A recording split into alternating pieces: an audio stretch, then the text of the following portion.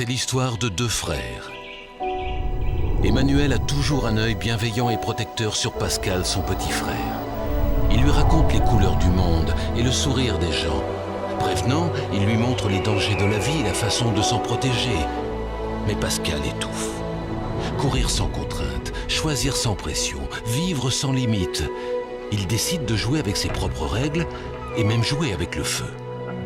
Loin de leur père et de son frère, il saisit une allumette qui va embraser la cheminée. Le feu prend vie et crépite.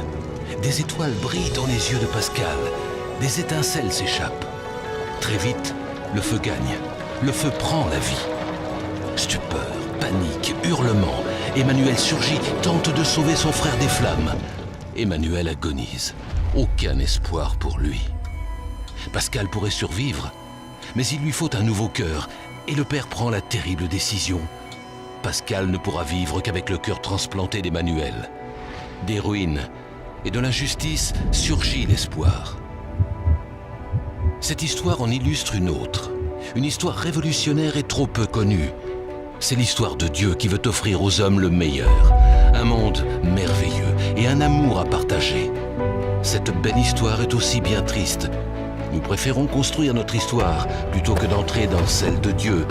Mais en refusant la vie, nous ne recevons que le feu de la mort.